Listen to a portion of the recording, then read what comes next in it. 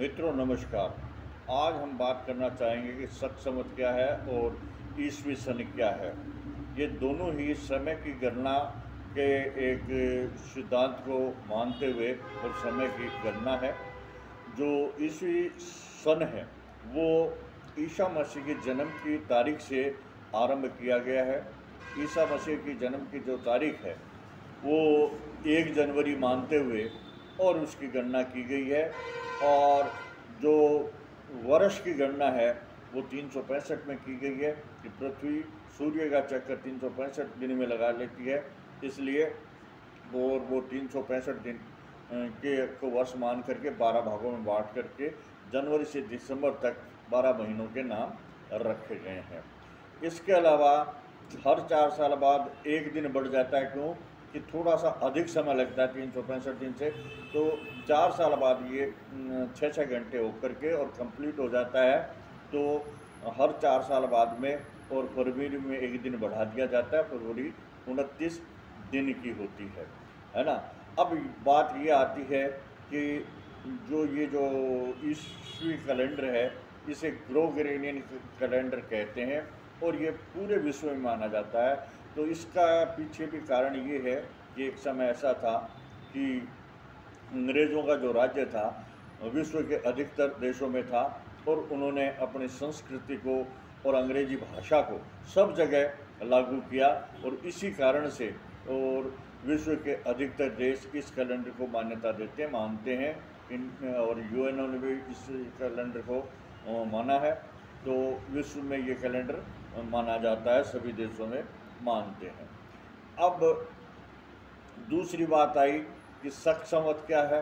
तो शक संवत भी समय की गणना का और एक तरीका है कि जो हमारे भारत में एक राजा हुए थे वीर विक्रमादित्य, उनके समय से और एक समय की गणना चलाई गई जिसको हम शक संवत के नाम से जानते हैं।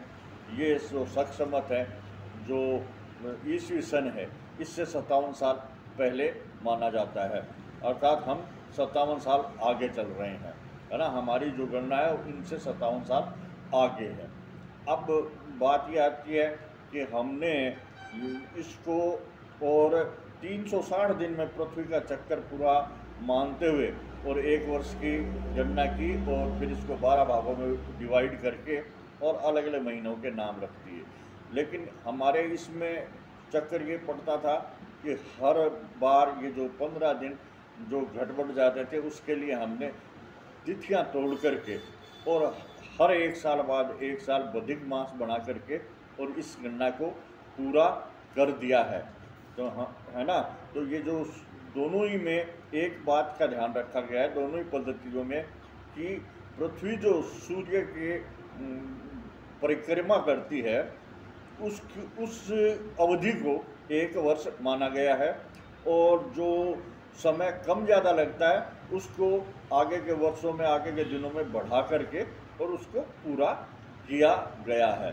अब कोई ये पूछे कि आज की तारीख में शक संवत क्या है, तो 2025 में आप 57 जोड़ दीजिए तो 2082 आएगा, है ना। तो ये इसकी जो दोनों का अंतर है उसको जानने का कारण है। हमारा जो एक संवत है ये हमारे चैत्र मास से आरंभ होता है और चैत्र मास के प्रथम दिन को हम साल का प्रथम दिन मानते हैं। इस दिन घट स्थापना की जाती है और एक प्रथम दिन से लेकर 9 दिन तक और हम नवरात्रा स्थापना मानते हैं और देवी की पूजा आराधना करते हैं, और इसी समय से हम नए वर्ष का शुभारंभ मानते हैं। ये दोनों जो पद्धति है इनके विषय में मैंने आपको एकदम सरल भाषा में समझाया है। आज के वीडियो में बस इतना ही, फिर मिलेंगे किसी अन्य वीडियो में। तब तक के लिए नमस्कार। मेरा ये वीडियो अच्छा लगा तो कृपया लाइक और सब्सक्राइब करने का कष्ट करें। धन्यवाद।